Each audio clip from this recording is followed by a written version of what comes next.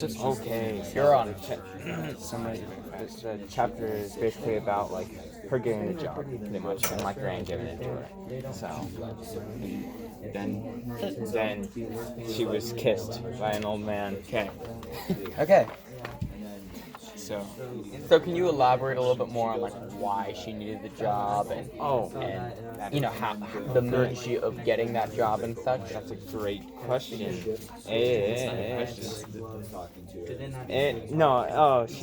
She needed to pay for her Catholic school because her dad said that if she went to public school, she wouldn't turn out as good as she went to Catholic school. Alright. I'm trying to think of a question.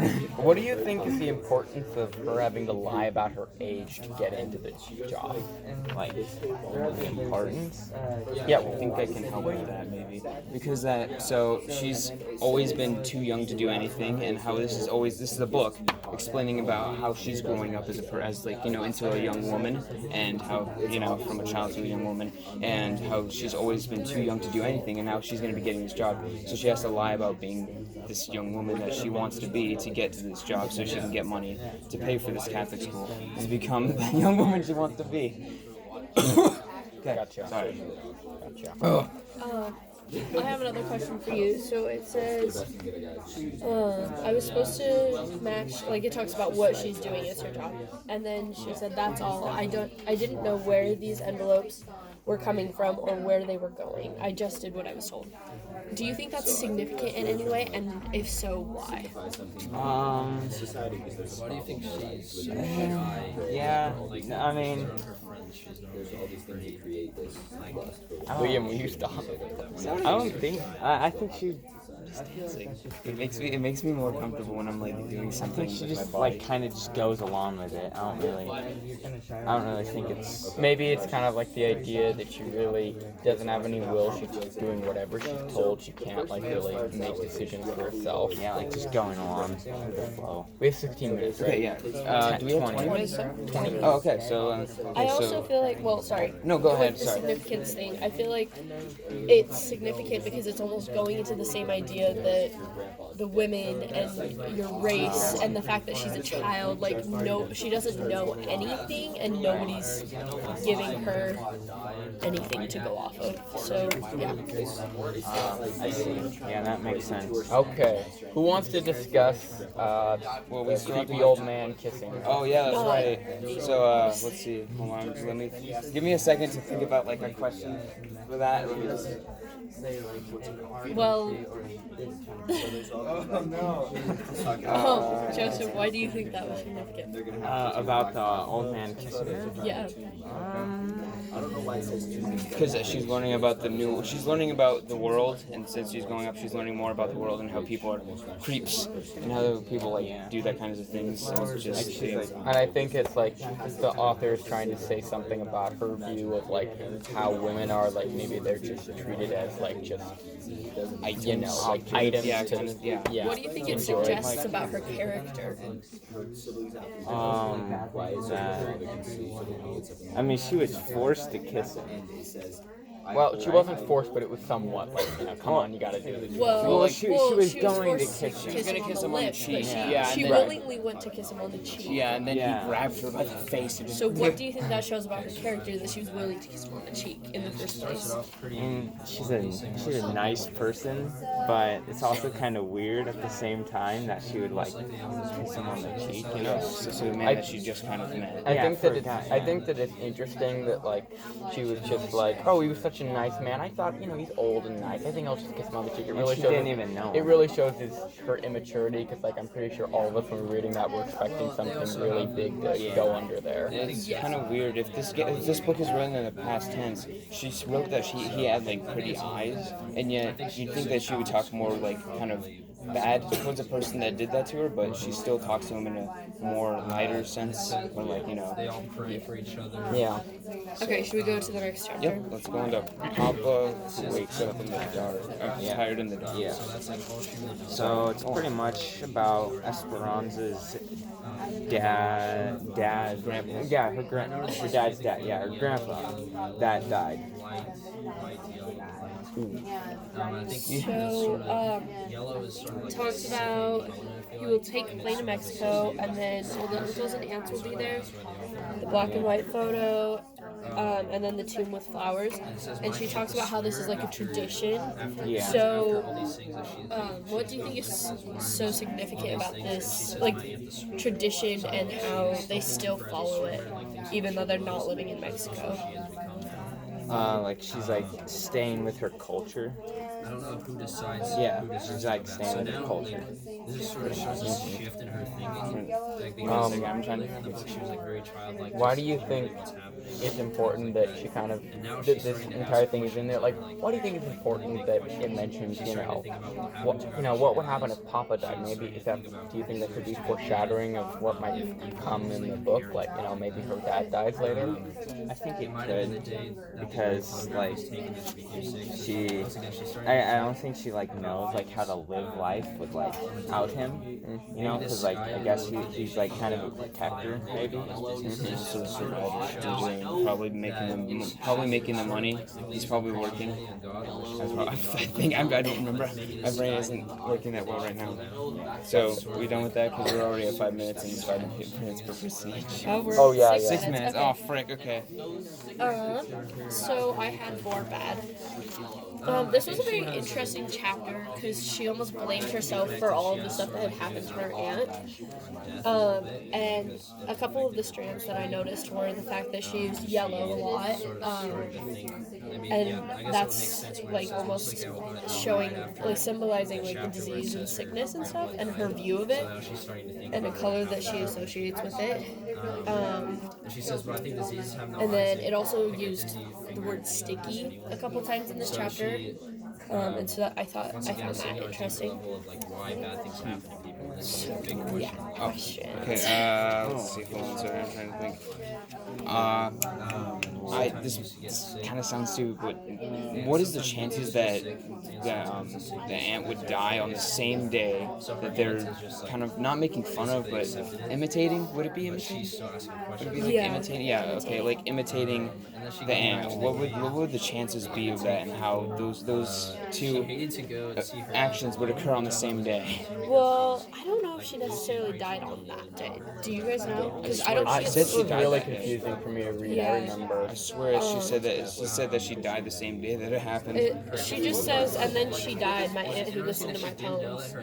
It never says specifically what day she died. So I think it's almost suggesting that she died shortly after, and that's why Yeah. Esperanza was blaming herself for that. So this is really interesting. Like this, like all the chapters here, it's just this random chapter about her aunt who used to be a swimmer, a really strong, awesome woman, and then now she's this helpless, old people thing. And I think it's, maybe it is again the author trying to say something about like, when women try to do, from the author's perspective, she feels like, when women try to do, important cool stuff, like they always get stunted or something like that. Question about like the last line. What does it mean when she says that we began to dream the dreams? Yeah, began to dream the dreams. That's an interesting question. I actually could not really figure out what that one meant. Maybe it was kind of talking about how her aunt's death sort of set off this chain of, like a lot of people die, because her grandpa had just died, and then her aunt dies too, and so it's just kind of setting off this stream in her mind. So let's just move on to Elenita and Cards Upon Water. This one was also extremely confusing and hard to analyze. Something I did notice though was how often it talks about like the baby, but we never actually know a name for the baby. It gives us the name of her other child, Ernie, but it never gives us the name of the baby, which I thought was interesting. And then the cards were also described like in great detail, and I thought that was interesting. And then it talks about home and heart, and those were two different strands that I noticed. And it almost seems to that her future home is always at the like somewhere in her mind. Maybe not always at the forefront, but close by at all times. So. Here, I'm gonna think of a question. I'll be back. I noticed there's a lot of like just like almost fat in this chapter, like just a lot of like stuff that doesn't really have much meaning. Like there's a lot of explaining of like the bubbles and stuff, and blonde men on horses and everything, stuff that really you can't find. It's hard to find many connections to the chicken, take a chicken's foot, tie it with a red string, spin it over, a lot of stuff in it. Do you think that has any significance, or it's just kind of stuff to add into the book? Why not? No, that's something that I kind of wondered because there's not a ton of substance in this chapter. It just, I don't know. I feel like, I have no idea why it was added in there. Okay, real quick question. So it talks about, there it is. Okay, all this for $5 I give her. So I've noticed that in this book it mentions $5 a lot. When in this instance right here, and then it was back when she became friends with those girls. I forgot what it was, but it was also for $5, and it just mentions $5 for that. What is the significance of this $5 that has been throughout this book? I don't know. That's an interesting thing. I wonder if there's maybe some ethical tied to it, and I would kind of have to look more at that to really give it. Maybe it's kind of an idea that she almost tries to buy immaterial things with money. Like she tried to buy friendships for $5. She tried to buy her future, find out what her future was, an immaterial kind of That's a good point, thing actually. Yeah. for $5. Alright, so I guess we'll move on to mine. I'm just going to keep these short and sweet. I'm going to make mine the shortest. So basically she talks about Geraldo and the man that has no last name, and how Marin meets him at a dance and he works at a restaurant, and how he gets hit in a hit-and-run accident, and she never knew his last name, but she spent a lot of time with Blake's time in the hospital with him, and he's dead. So there you go. Sorry, I just wanted to keep it short. Yeah. Okay. So she says, Geraldo in his shiny shirt and green pants. Geraldo going to a dance, and then she says, "What does it matter?" So, what do you think is the significance of that? Well, because that maybe it's just like all like how it's all bright and shiny and green and nice. It doesn't matter, even though he was gonna die anyways, and how nothing really matters in this life, and how no matter what we do, we'll just die, and it's not gonna matter in the long run. Well, so also something I wonder about with that is maybe it's tied to something with his ethnicity, because they know that he didn't speak English, he's from another country, and so maybe it's talking about how in America people don't give as much credit to other people. They don't really care about people who aren't the same race as them. And so I thought that was kind of significant. Okay, well, I'm trying to keep mine super short, so I guess we'll just move on to the next one, so Noah has time. Okay, so we have Edna's Ruthie, and it's talking about Edna. She's a tall lady, and then how her daughter, Ruthie, she goes with them everywhere, and then she likes candy. And she also has this dog named Bobo, and then just all this other stuff that I don't really want to get in super long detail with, so sorry. Let me see. Sorry, I would take more time to explain, but one time.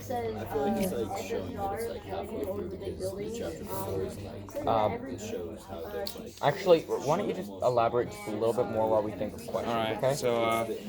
So basically, so Ruthie goes with Esperanza to places, and how she likes candy, and then she won't go into the store, and whenever she does, she kind of acts like a wild animal, sort of, and how she always like looks around and kind of paranoid-esque, and but she, where does it say?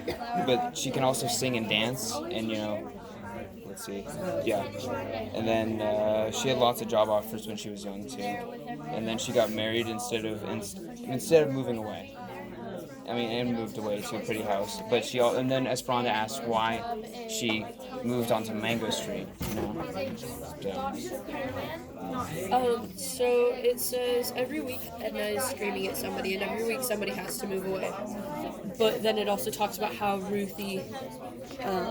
Edna can't throw Ruthie out because she is her daughter. So, do you think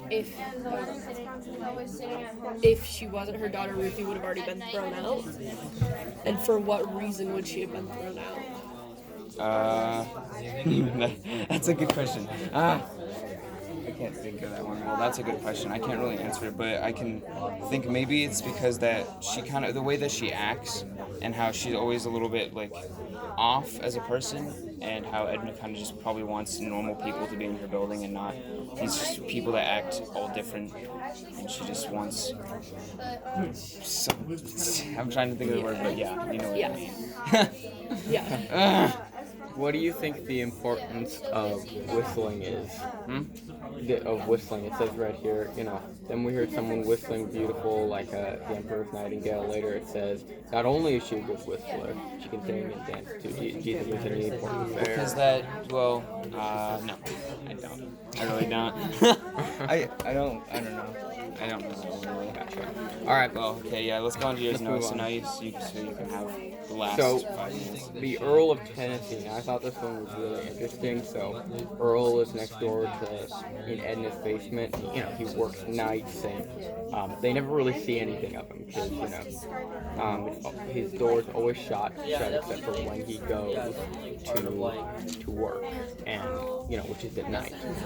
And he's got 2 little black dogs that go everywhere with him. I don't know what that's about, but But I thought the really interesting thing was the word is that Earl is married and has a wife somewhere. Edna says she saw her once when Earl brought her to the apartment, but everyone has a different interpretation of what his wife looks like, and it could be that it's multiple women, which is kind of disturbing. Yeah, and so maybe there's something being said about their, Why do you think he's not like with his wife? Maybe it's the author's trying to say something about, maybe the culture then, or more like how men kind of treat women, like don't really care about them, just kind of want to have a good time, So, I noticed a strand of the color green used, so it talks about how Edna paints green, like the flower boxes, and then it also talks about how one of the red-headed lady wears tight pink pants and green glasses. So why do you think, what is the significance of green in this situation? I have no idea. Also, it says right here, cockroach with a spit spot of green on its head. Yeah, that's what I was about to say. I was about to say, if I may add, there's also the cockroach that has green on its head. I legit have no idea. I think it might just be something to tie things together. I have no idea. That is really tough.